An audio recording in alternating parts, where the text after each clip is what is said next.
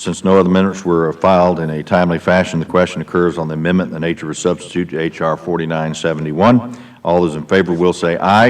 Aye. All those opposed, no. The ayes have it.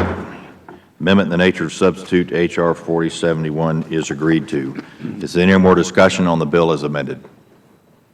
Hearing none, the question now occurs on passage of H.R. 4971 as amended. All those in favor will say aye. Aye. All those opposed, no. The ayes have it. I now recognize the ranking member, Mr. Michaud, for a motion. Thank you, Mr. Chairman. I move that H.R. 4971 as amended be reported favorably to the House. There's a motion to favorably report 4971 as amended to the full House. All those in favor will say aye. Aye. Opposed, no. The ayes have it. H.R. 4971 as amended is favorably reported to the full House, and I ask that call up H.R. 4862. The clerk shall report. H.R. 4862, to direct the Secretary of Veterans Affairs to meet with certain advisory committees to receive administrative and policy recommendations to improve the health care system of the Department of Veterans Affairs and for other purposes. The bill has been circulated in advance and pursuant to committee rules. Without objection, the first reading is dispensed with. The bill is open for amendment at any point. Who seeks recognition for the purpose of offering an amendment? Mr. Chairman. Ms. Titus. Thank you, Mr. Chairman. I have an amendment in the nature of a substitute that was filed with the clerk in accordance with committee rules. The clerk shall report. Amendment to H.R. 4862, offered by Ms. Titus of Nevada. I ask further unanimous consent that further reading of the amendment to be dispensed with. Hearing no objections, so ordered. The gentlelady is now recognized in support of her amendment. Thank you, Mr. Chairman. This amendment that is filed before you today is based on H.R. 2529, the Veteran Spouses Equal Treatment Act. This is legislation that I introduced over a year ago to address the injustice facing thousands of veterans' families across the country currently being denied federal benefits based simply on their state of residence. In the Supreme Court decision, Windsor versus the U.S., the highest court in the land ruled that legally married same-sex couples could not be denied federal benefits. However, nearly a year after that decision, the Veterans Administration, through consultation with the U.S. Department of Justice, has announced that veterans living in states where their marriage is not legally recognized would be denied access to the full range of benefits, federal benefits now, not state benefits, that they have earned and deserve if this outdated law, which according to the VA defines spouse as a member of the opposite sex, is not changed by Congress. This inequality for those who wore the uniform of the United States Armed Forces and their families is unacceptable. And we as the committee charged with overseeing the laws to serve their needs, and how many times have we talked about veterans deserving our support, veterans being heroic, veterans should be getting the benefits that they deserve. Well, we now have a duty to act. In March of this year, the Subcommittee on Disability Assistance and Memorial Affairs held a hearing on this legislation. Not a single witness testified against it. I repeat that, not a single witness came forward against it. The Iraq and Afghanistan Veterans of America testified that they support equitable treatment of all veterans and their families and support the changes in this legislation. The veterans of foreign wars, Vets First, and AMVETS echoed this same sentiment, as did the VA. The amendment simply ensures that legally married veterans can apply for benefits they earned by removing the current language in Title 38 that unintentionally bars them from this opportunity. The current language has resulted in legally married couples being discriminated against by the very country they serve. They don't wear the uniform of a state, they wear the uniform of the federal government. If they live in California, they can get benefits. Then they move to Texas, they lose those benefits. They live in New York, they get the benefits. They move to Florida, they lose those benefits. As I have said many times, this legislation, this amendment, does not change any state law. Not any state law is affected by this. Enactment of this language has no impact on state laws barring marriage equality. This amendment is not about supporting same-sex marriage, and it's not about forcing states to change their policies. It's about giving all our veterans what they deserve. Our veterans didn't fight for a state, they fought for the United States. So it's simply an issue of fairness for the brave men and women and their families who so served our nation. So I ask my colleagues, will you think about the veterans in your state? If you live in a state that does not recognize their marriage, you have a chance today, right now, to provide them the benefits that they earned while serving our nation. Our committee has worked tirelessly in a bipartisan way throughout this Congress to ensure that all our veterans have access to the benefits they earned. Right now, you have a chance to continue that. So I ask you to look yourself in the eye in the mirror and say, is this fair to my veterans? Or better yet, look in the eye of some veteran and say, is this fair? We have praised the heroism, the courage, the valor of our veterans throughout the past 2 years. I ask you, have 1 ounce of the courage that they have and vote today to give all our veterans equal rights. I yield back. Thank you, Ms. Titus. At this time, I recognize myself in opposition to the amendment. Members, Title 38 of the United States Code has long deferred to the legality of marriage by the jurisdiction of the party's residence. The provision contained in Title 38, United States Code, existed long before state recognition of same-sex marriage became a debated topic. And it's long determined the legality of a marriage, of any marriage, for the purposes of veterans' benefits by their place of residence. Title 38, Section 103, paren C, has historically read, in determining whether or not a person is or was the spouse of a veteran, their marriage shall be proven as valid for the purposes of all laws administered by the Secretary according to the law of the place where the parties resided at the time of the marriage or the law of the place where the parties resided when the right to benefits accrued. And since at least the 1930s, the Department of Veterans Affairs has had the legal duty to determine validity of marriages for benefits purposes in accordance with the law and pursuant to the party's state of residence, as marriage laws vary from state to state.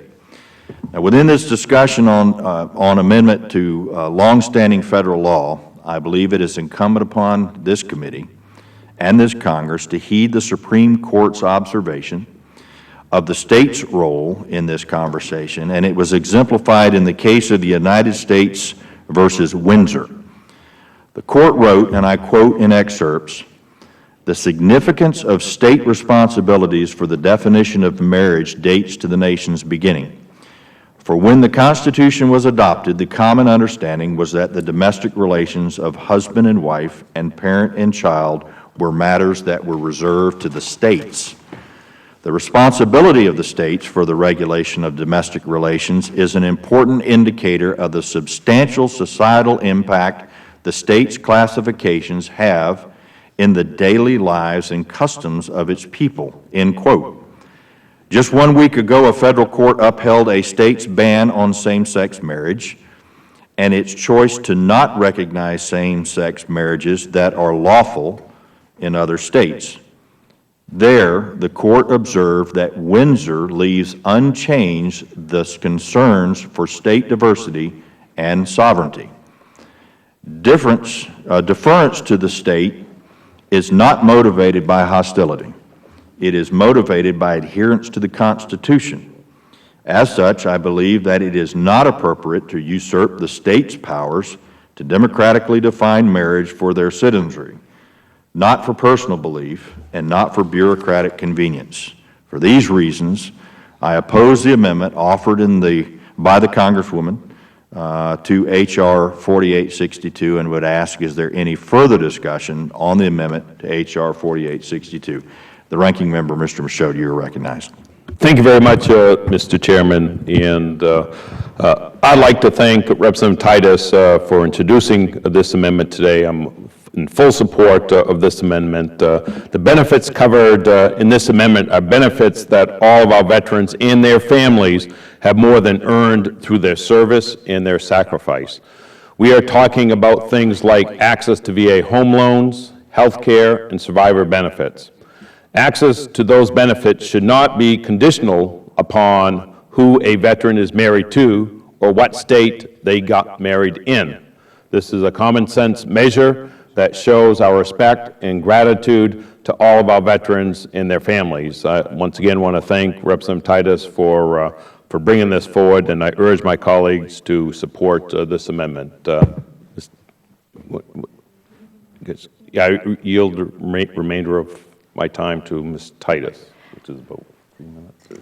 And I thank the ranking member. I would just also like to point out that the Department of Defense recognizes all lawfully married same-sex couples. When you are in the military, if you are legally married in any state, regardless of where you're stationed, your spouses are entitled to benefits. So how can it make any sense that the Department of Defense, when you are a soldier, recognizes your spouse and gives you those benefits, and the minute you quit being a soldier and become a veteran and move out of a certain state, those benefits are cut off and you are denied those benefits? How can that possibly make any sense? Thank you. I yield back. Is there any further discussion? Mr. O'Rourke, you recognize. You know, I think if we took ourselves back 70 years and imagine a young soldier coming back from World War II who returns to a state where interracial marriage is illegal, I think there's not a one of us who would justify denying him benefits based on states' rights. If we think about how people 70 years forward will think about the decision we make today, I think they'll be looking at it in the same light. I think we all support benefits for all of our veterans, not some of our veterans, and I think it's very clear what the right thing to do is. And so I speak in strong support of Representative Titus's amendment, and I hope that everyone will join me in supporting that. Thank you. Thank you. Mr. Takano, you recognize. Thank you, Mr. Chairman. I thank the gentlelady from Nevada for introducing this amendment. It's of special poignancy to me. There are many, many veterans who have served our country valiantly, and many of them who are now lawfully married under various state laws. And it should not be the case that where you live determines whether you get equal treatment before the law, before the United States government. The appellate cases are moving quickly on same-sex marriages throughout the country, and in most cases, state laws are being struck down at the federal court level. I think we have an opportunity today for this committee to register its voice on the right side of history. History is definitely moving in a certain direction, one which I believe is a just one. So I would urge all my colleagues to support my colleague's amendment, Ms. Titus's amendment. Thank you very much. Any other discussion? Mr. Jolly.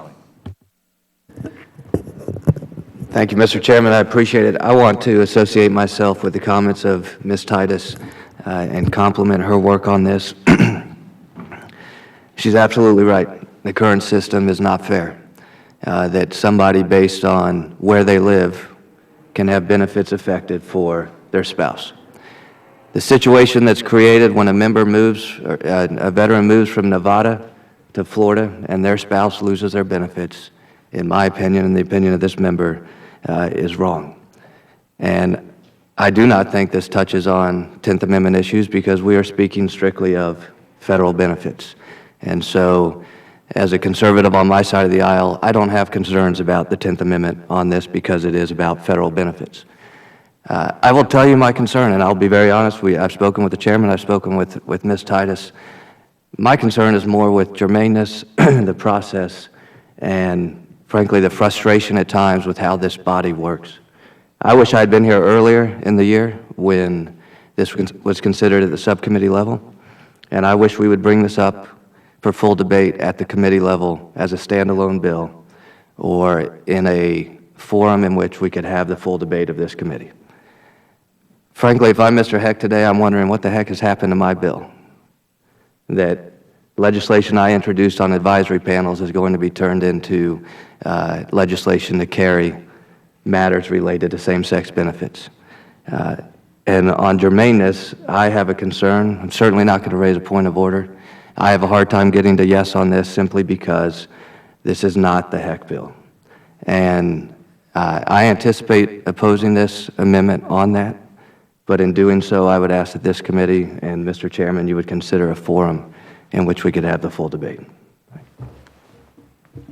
Thanks, gentlemen, for his comments. Any further comments? Before I recognize Mr. Huelskamp, this is an amendment to the bill. It is not an amendment in the nature of a substitute. And Ms. Titus, I think you may have said that when you started your comment. So it would be an amendment to Mr. Heck's bill. And just for clarification, in case I misheard, Mr. Huelskamp, you're recognized. Thank you, Mr. Chairman. I appreciate the remarks and associate myself with the remarks and the reasoning of our chairman. I think those are well-spoken and get to the heart of the issue. I certainly will oppose this language and do not want to allow the VA to override the state policy in my state or other states. And I think the court in their twin decisions were very clear about that, and will allow the states to still define marriage. It is still a issue working its way through the courts. The chairman mentioned a court ruling this last week. There were other court rulings in the weeks before that, but coming from a state with a very specific policy on this issue of defining marriages between one man and one woman, I would not like the VA or this committee to impose its values and views on the state of Kansas. I will be opposing the language. I appreciate the discussion here, but do support the chairman on this issue. I yield back. Thank you, Mr. Huelskamp. Any further discussion? Okay, seeing now the question occurs on the amendment to H.R. 4862. All those in favor will say aye. Aye. All those opposed say no. No. No. The ayes have it, or the noes have it, and the amendment is not agreed to. Mr. Chairman, Ms. Titus, I'd like to request a roll. ask for a roll call vote. The clerk will call the roll. Mr. Chairman? No. Mr. Chairman votes no. Mr. Lamborn? No. Mr. Lamborn votes no. Mr. Bilirakis? No. Mr. Bilirakis votes no. Mr. Rowe? No. Mr. Rowe votes no. Mr. Flores? No. Mr. Flores votes no. Mr. Denham? No. Mr. Denham votes no. Mr. Runyon? Aye. Mr. Runyon votes aye. Mr. Benishek? No. Mr. Benishek votes no. Mr. Huelskamp? Mr. Huelskamp votes no. Mr. Kaufman? No. Mr. Kaufman votes no.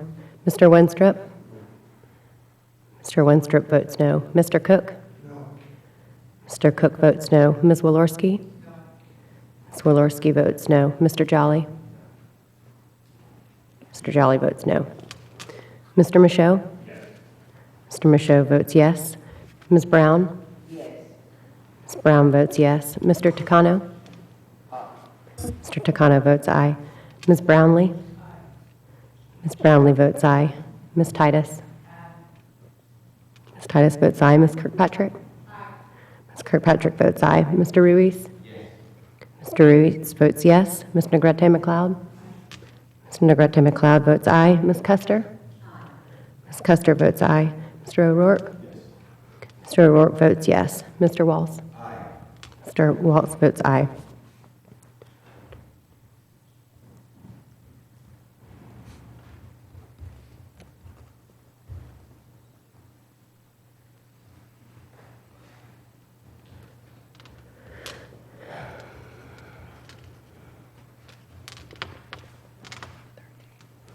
Mr. Chairman, the vote is 12 ayes and 13 noes. So the amendment is not adopted, and I would now ask unanimous consent to remove H.R. 4862 from today's markup agenda. Hearing no objection, so ordered.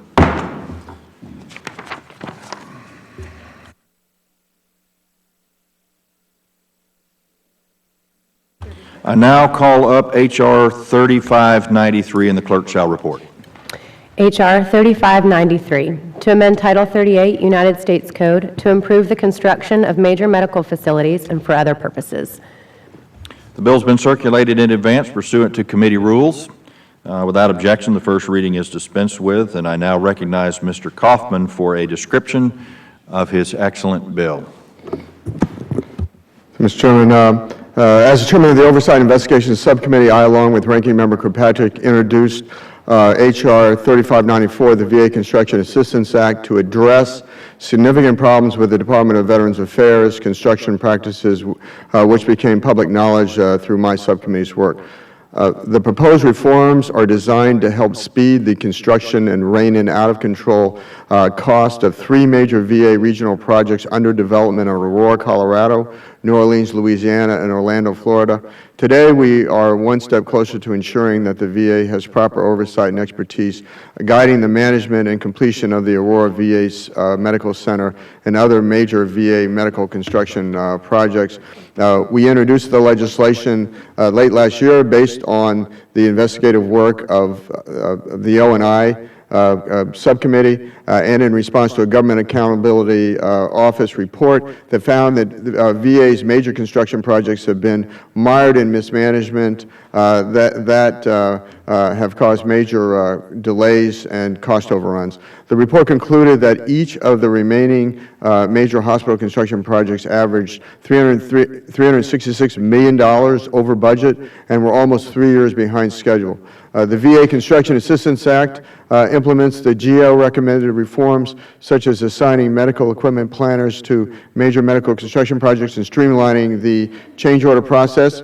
The proposal also goes a step further by requiring the assignment of an emergency manager referred to as a quote-unquote special project manager from the Army Corps of Engineers, independent of the VA, to oversee each VA major medical facility project currently under construction.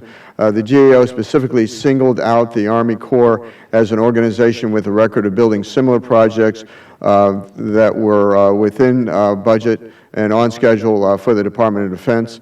Our veterans cannot simply hope that the situation will improve. We must get these construction projects delivered so that our nation's veterans receive the health care services that they have earned while protecting taxpayers from massive cost overruns. Notably, this bill is supported by the Veterans of Foreign Wars, the American Legion, and the former Secretary of Veterans Affairs, Jim Nicholson. With that, Mr. Chairman, I yield back. Is there any further discussion on H.R. 3593? I have a Mr. question. Ms. Kirkpatrick. I'm glad to see this bill moving forward because it takes aim at 2 of the VA's most chronic problems, accountability and efficiency.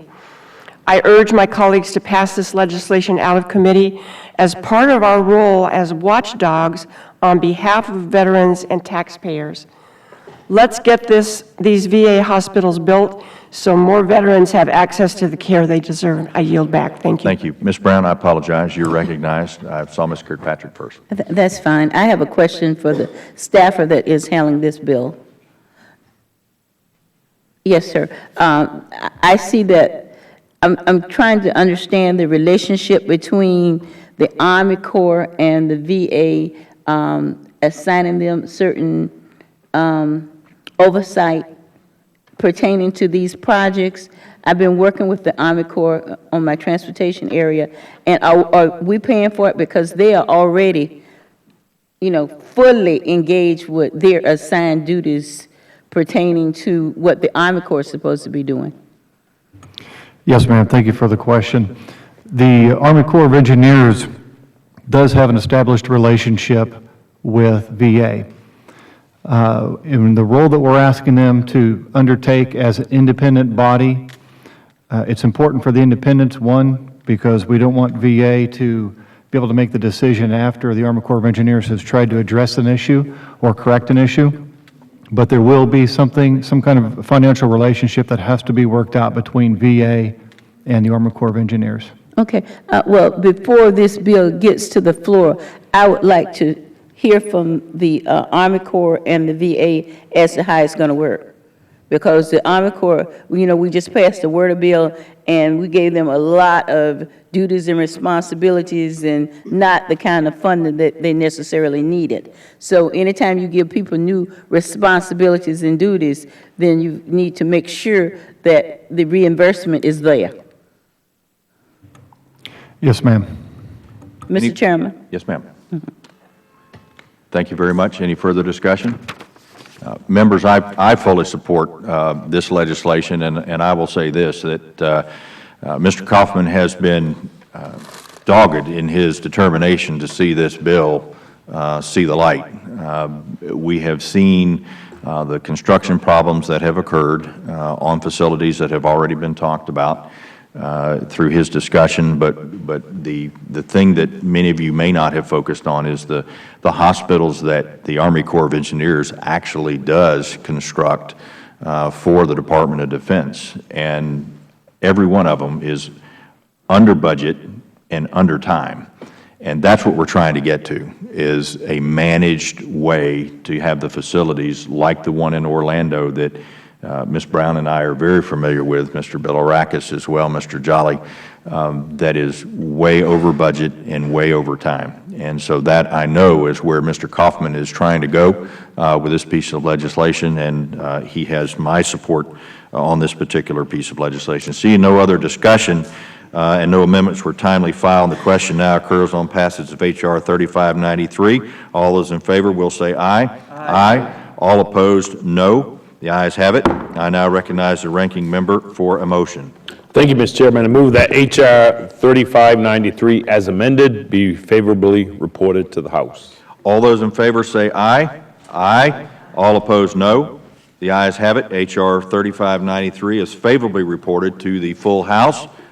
Summarizing today's votes, the committee has voted to favorably report H.R. 5404, H.R. 5094 is amended, H.R. 4399 is amended, H.R. 4276 as amended, H.R. 4971 as amended, and H.R. 3593 to the full House. And I would ask unanimous consent that committee staff be authorized to make technical, clerical, and conforming changes to the bills favorably reported today. Hearing no objections, so ordered. I'd also ask unanimous consent that all members would have 5 legislative days which to revise and rescind their remarks, also add any extraneous materials that they may have on the bills that were favorably reported today. Hearing no objections, so ordered. And I thank the members for their attendance. The committee is adjourned.